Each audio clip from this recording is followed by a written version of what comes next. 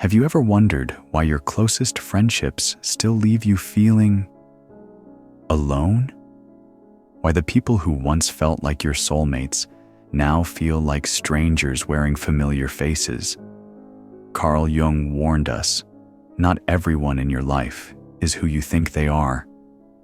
Not because they're deceiving you, but because you needed them to play a part. A healer, a protector, a mirror, a placeholder for a piece of you that went missing long ago. Sometimes the people we love most never truly met us. They only met the role they were cast into by our own unconscious wounds. Meet Zara, 32 years old, surrounded by friends, always hosting, always listening, always showing up when someone needed her. But one Thursday night after a birthday gathering, where everyone left with smiles and grateful hugs, she sat on her kitchen floor and felt completely invisible, not rejected, not excluded, just unknown. She realized something that made her stomach drop. These people loved her kindness, her empathy, her endless availability, but none of them ever asked, "Zara, are you okay?" None of them ever saw her fall apart. And maybe that was the point she never let them. That night, something cracked open inside her chest. She whispered through tears, "They don't know me. They only know the version of me I perform for them." But the real question was even darker. Do I even know who I am without this role? Because when you've spent your entire life being useful to others, who are you when no one needs you? Carl Jung called this invisible performance the persona, the carefully crafted mask we wear not just to impress others, but to survive in a world that taught us our authentic selves weren't safe to show.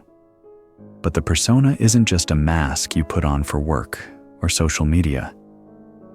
It's a psychological survival strategy that becomes so integrated into your identity that you forget you're wearing it.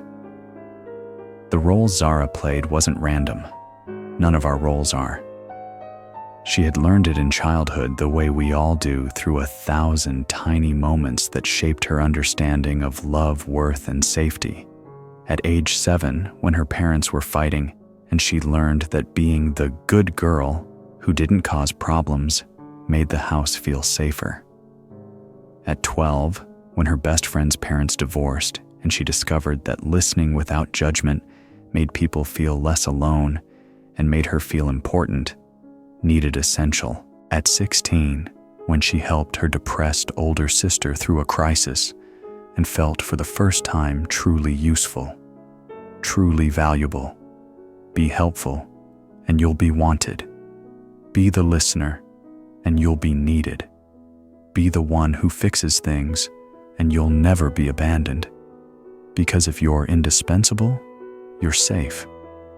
And so, without even realizing it, Zara unconsciously attracted people who needed to need her. Friends who called her when they were heartbroken, but never when they got promoted. Partners who leaned on her emotional strength but never offered their own. Family members who expected her labor, emotional, practical, spiritual, but never her vulnerability. She became a magnet for people with holes they needed her to fill. But here's what Jung understood, that most of us miss. Behind every friendship built on need is an unspoken psychological contract written in invisible ink by our unconscious minds. You play the role they crave, the healer who never needs healing, the advisor who never needs guidance, the cheerleader who never needs encouragement, the safe space who never needs safety. They reflect back the part of you that's missing, the child who was worthy of protection, the soul who deserved to be cherished, the person who mattered just for existing. And when either of you steps out of character, when the performance cracks even slightly, the relationship collapses like a house of cards in an earthquake. That's not love. That's a performance agreement.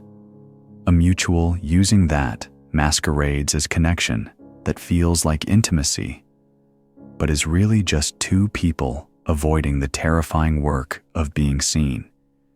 It's not that these people don't care about you. It's not that they're fundamentally selfish or cruel or incapable of love. It's that you never gave them the chance to love the real you, because you never showed her, because maybe deep down you didn't believe she was worth loving, because maybe you didn't even know how to find her anymore, underneath all the roles and responsibilities and ways of being that kept everyone else comfortable.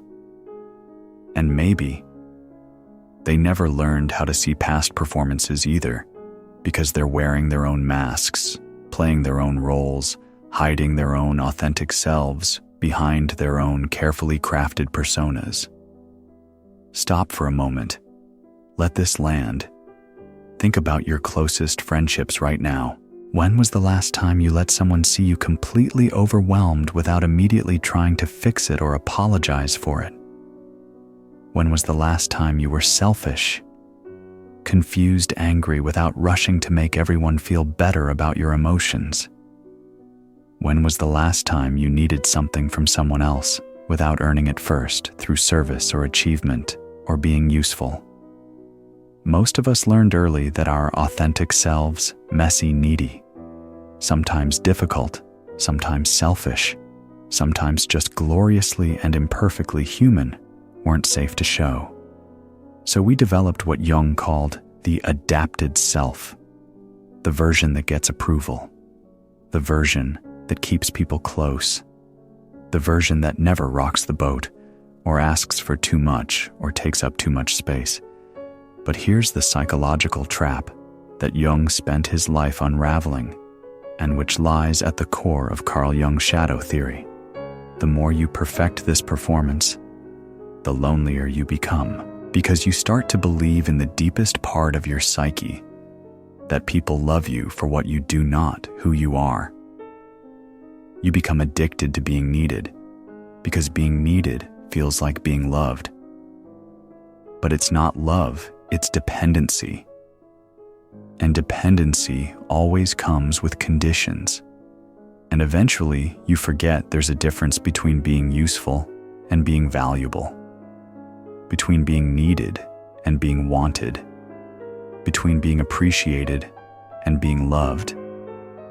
You look around at your friendships and realize they feel like beautiful, hollow performances. Everyone playing their part perfectly. Everyone getting their psychological needs met. No one really seen. No one really known.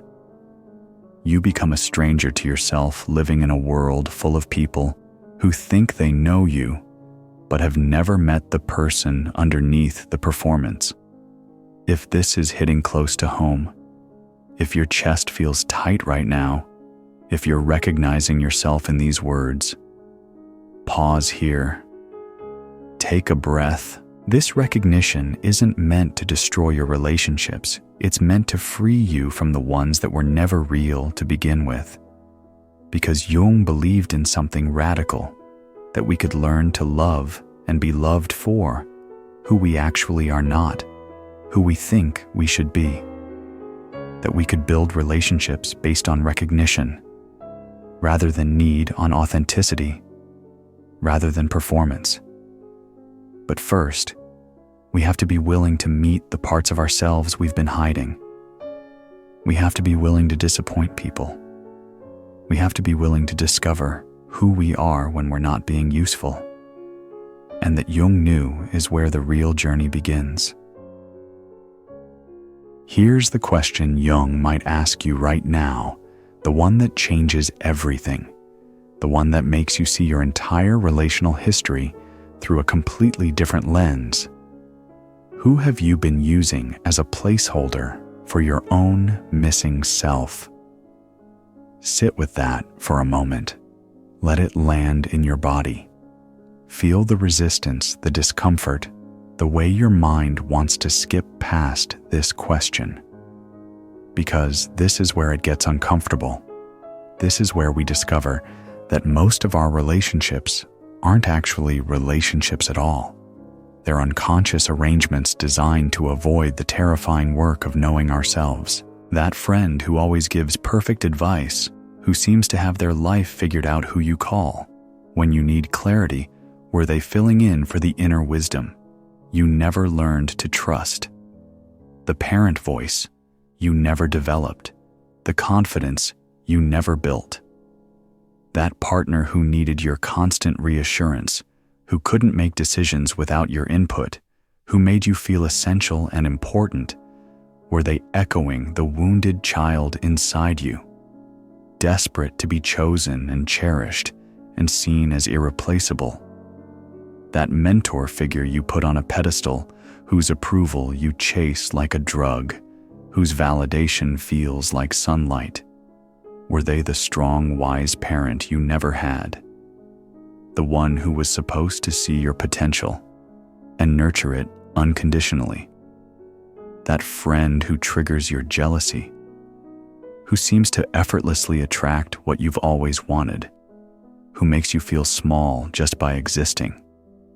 Are they reflecting the parts of yourself you've disowned, the dreams you've buried, the life force you've suppressed out of fear or shame, or the belief that you don't deserve those things?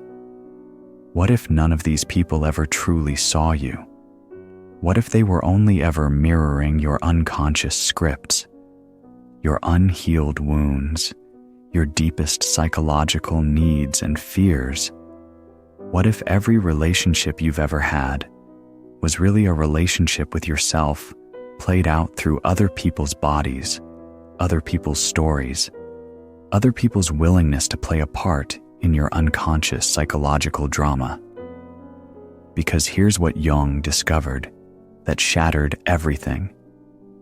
He thought he knew about human connection. We don't relate to people as they actually are. We relate to the roles we project onto them, shaped by our childhood wounds, our unmet needs, our secret fears about our own unworthiness. So when that friend betrays you, when they don't show up when you need them, when they reveal themselves to be human and flawed and incapable of being the perfect support system you needed them to be, it feels like devastation. When the relationship ends suddenly without explanation, when someone you trusted disappoints you in ways that feel impossibly cruel, when the person you thought knew you best turns out to be a stranger, it feels like your world is collapsing. But in truth, the role they were playing simply expired. The unconscious contract has ended. The projection has collapsed like a movie screen being torn down. And for the first time, you're forced to meet your own reflection, without the mask, without the buffer, without the safety of believing someone else held the missing piece of your soul. Let me tell you about David, a 28-year-old software engineer who spent years chasing friendships with people he admired. Successful entrepreneurs, confident artists, people who seemed to move through the world with an ease. He'd never felt a certainty he'd never known. He thought if he could just get close enough to them, if he could just earn their respect and friendship, some of their magic would rub off on him. Some of their confidence would transfer to his depleted bank account of self-worth. David would study these people like a scientist. He'd learn their habits, their philosophies, their morning routines. He'd read the books they recommended, try the meditation apps they used, even buy the same brand of notebooks.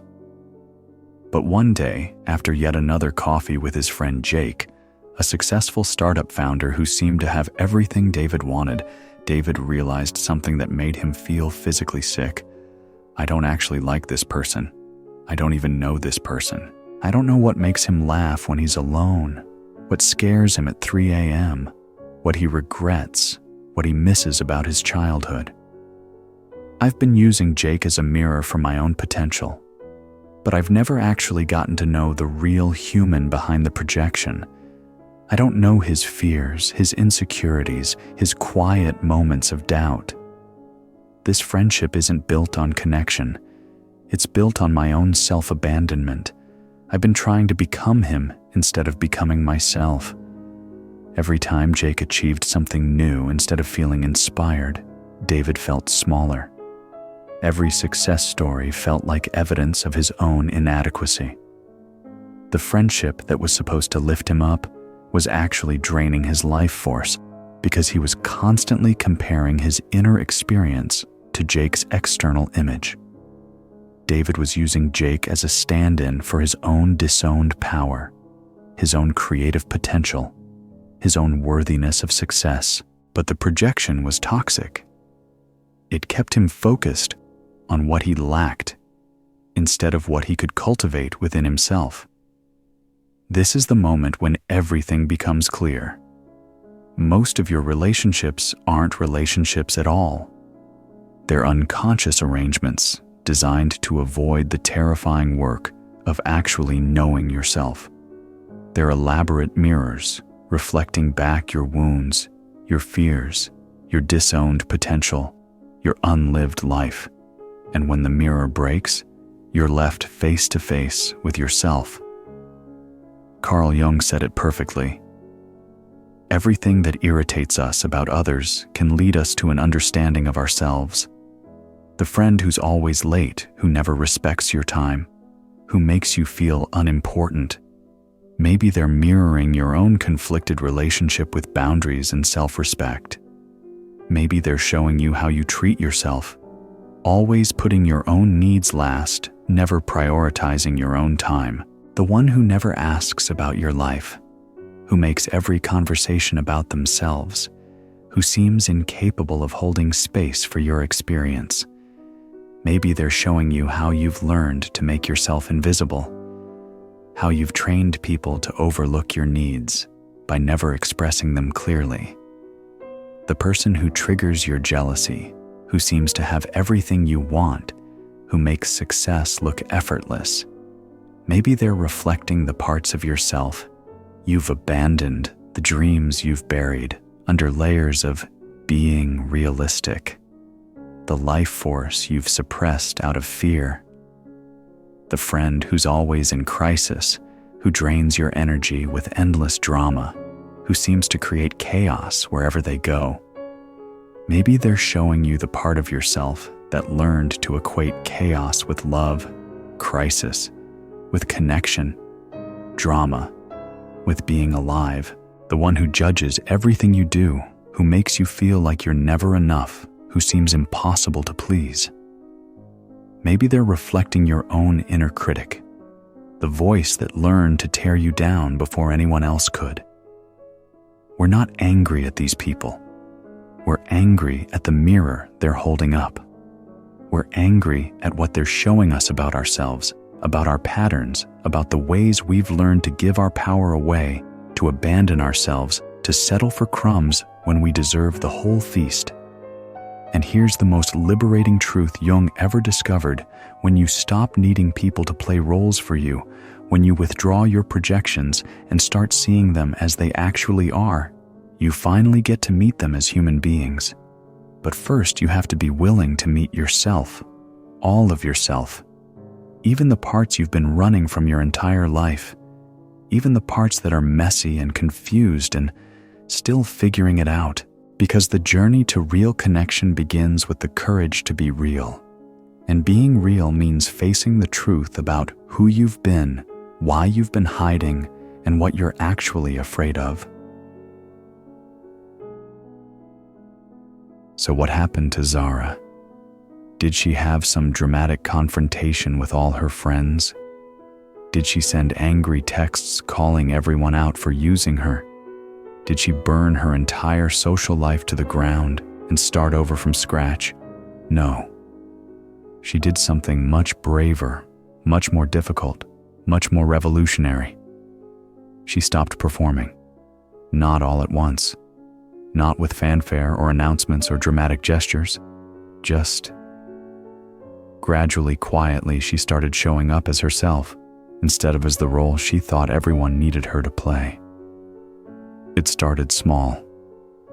When her friend Claire called crying about her latest dating disaster, instead of immediately going into fix-it mode, Zara said something she'd never said before.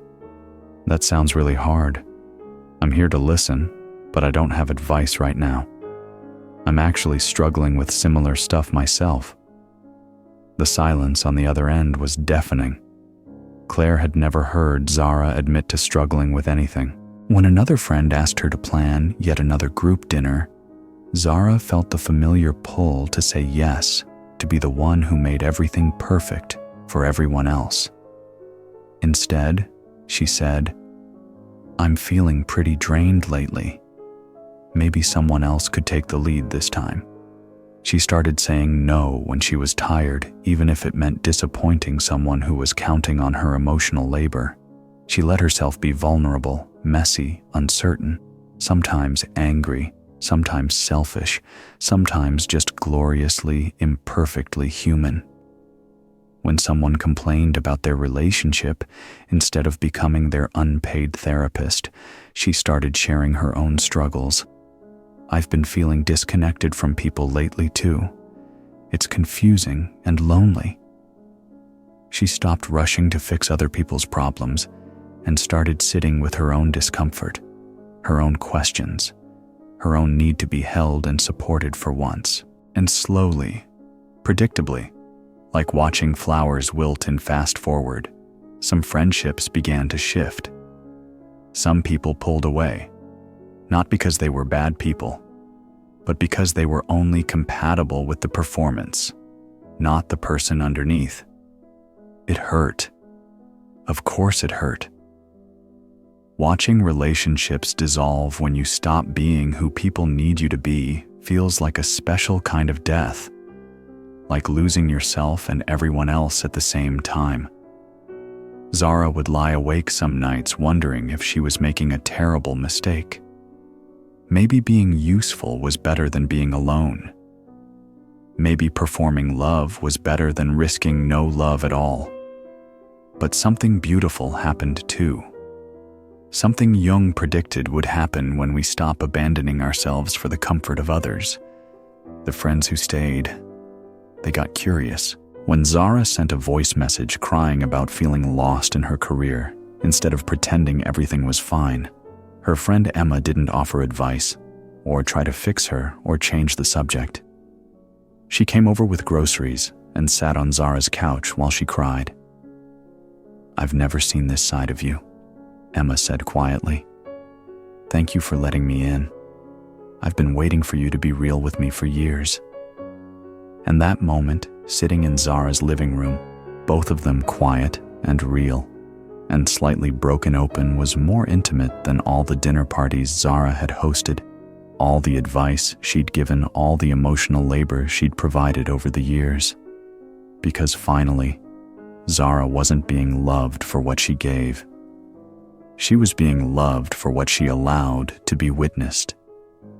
This is the turning point Jung wrote about. The moment you realize that true intimacy begins not when someone sees your performance, but when they stay after you drop the act, when they see you struggling and don't try to fix you, when they witness your messiness and don't ask you to clean it up, when they meet your humanity and respond with their own. Another friend, Marcus, surprised her too. When Zara admitted she'd been taking anxiety medication for months, he said, "Oh, thank God. I thought I was the only one falling apart. I've been in therapy for a year and felt like I couldn't tell you, because you always seem so together." They spent 3 hours talking about their real struggles, their actual fears, their secret shame about not having life figured out. It was the most honest conversation Zara had ever had. Think about your own friendships right now. How many of them would survive if you stopped playing your usual role? If you stopped being the cheerleader, the problem solver, the one who always has wise words, the one who never needs anything? Don't rush to answer that. Just let the question sit with you, like medicine you're not ready to swallow. Because here's what most people don't understand about Carl Jung's shadow work. He wasn't trying to destroy your relationships. He was trying to heal them. He was trying to show you that your relationships He was trying to save them from being mere projections, mere arrangements of mutual using, disguised as love.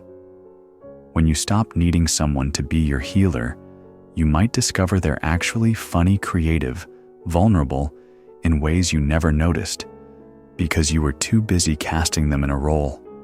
When you stop using someone as your emotional dumping ground, you might find they have their own rich inner life, their own dreams and fears and stories worth hearing.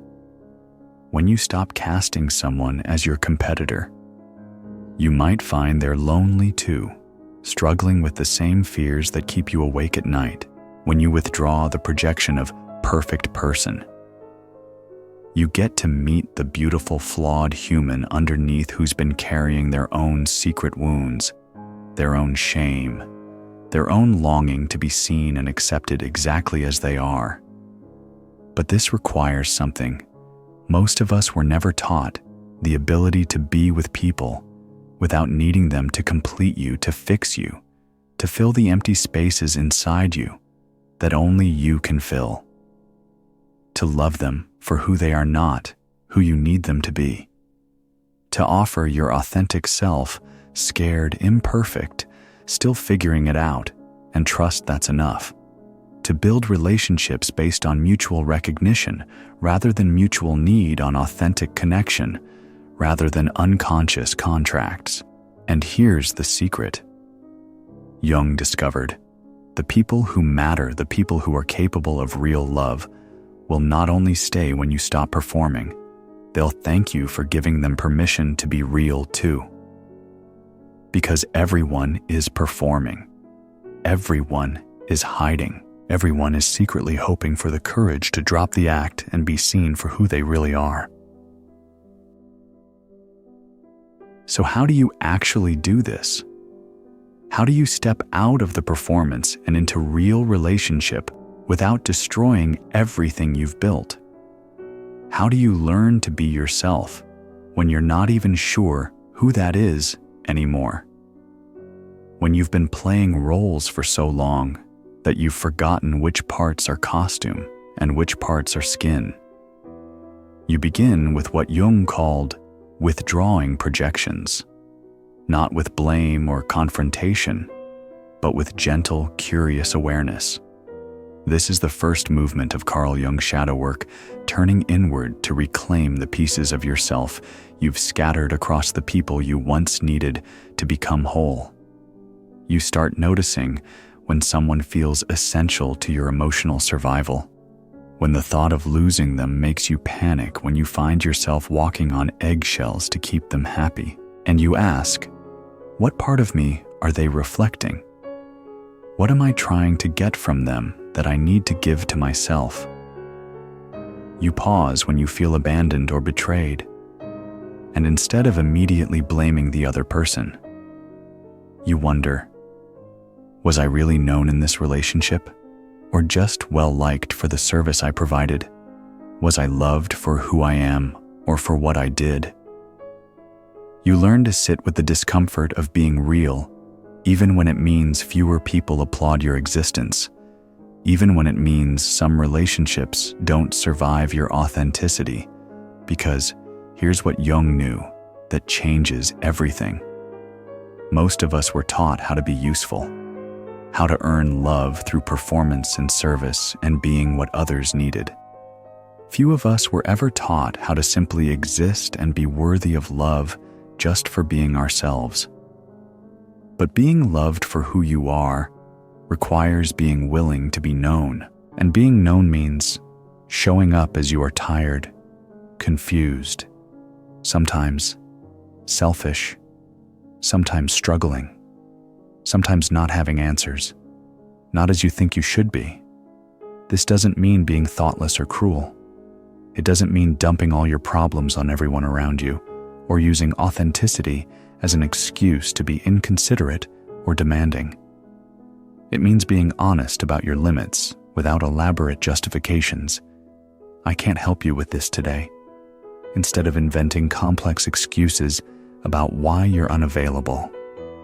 It means sharing your struggles without immediately offering solutions or trying to make everyone feel better about your pain.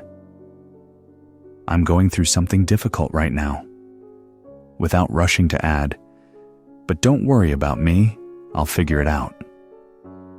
It means taking up space without earning it first through achievement or service, sitting in conversations without constantly asking about others, expressing opinions without prefacing them with apologies. It means saying, I don't know, instead of pretending to have answers you don't have.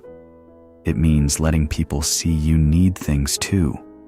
Comfort supports someone to listen without trying to fix you or learn from your experience. It means being willing to disappoint people when being authentic conflicts with being useful. Jung didn't want you to abandon society or become a hermit or reject all human connection. He wanted you to integrate, to use the persona when necessary for work or social situations, but never confuse it with your true self. You can be professional at work without being fake. You can be kind to strangers without performing happiness.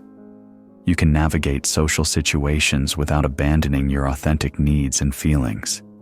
You don't have to burn your friendships to the ground. You just have to stop performing in them. And yes, this is terrifying at first, because what if people don't like the real you? What if you're not as lovable without the mask? What if your worth really was tied to your usefulness? What if authenticity means being alone? But here's the secret. Jung discovered through decades of working with people who had lost themselves in roles and performances. The people who matter will not only stay when you stop performing, they'll feel relieved. Because everyone is wearing masks. Everyone is performing. Everyone is secretly exhausted from the effort of being who they think they should be instead of who they are. When you go first, when you dare to be imperfect and human and real, you give others permission to do the same. When you stop pretending to have it all together, others can finally admit they're struggling too. When you show your flaws, your confusion, your beautiful human messiness, others can stop hiding theirs. When you admit you don't have answers, others can stop pretending they do. This is how real intimacy begins.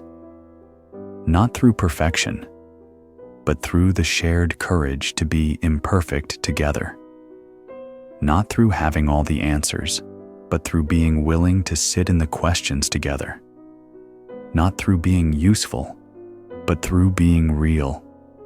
Not through filling each other's gaps, but through witnessing each other's wholeness, including the broken parts, the confused parts, the parts that are still healing. So ask yourself, what would your relationships look like if nobody had to earn love through usefulness? If you could just exist and let others exist too, without any performance required? What if friendship wasn't about filling each other's psychological gaps, but about witnessing each other's journey toward wholeness? What if love could be simple, not a transaction, not a performance, not a role to play, but just the radical act of being yourself with another person and letting them be themselves with you? What if the deepest intimacy wasn't about understanding each other perfectly, but about accepting each other completely? Take a moment here. Breathe. Let yourself imagine what that would feel like. To be loved, not for what you do, but for who you are. To have friendships based on recognition rather than need. To look in someone's eyes and know they see you, not the role you play, not the mask you wear, not the usefulness you provide, but you, the real complicated, beautiful, imperfect you. How would that change everything? So let me ask you one last time. Who are you when no one needs you to be anything at all? If that question feels terrifying, that's exactly where your freedom begins. No one is your friend, not because people are cruel, or incapable of love, but because you've been too busy directing the play to ever join the cast as yourself. Maybe it's time to leave the script behind, to step into the space between roles and invite someone in, not as a character in your story, not as a projection of your wounds, but as a human being. Real friendship doesn't begin with being understood. It begins when you dare to be seen. And here's Jung's final gift to you. You don't have to wait for permission to be real. You don't need to fix yourself first or become worthy of authentic love. You just need to show up.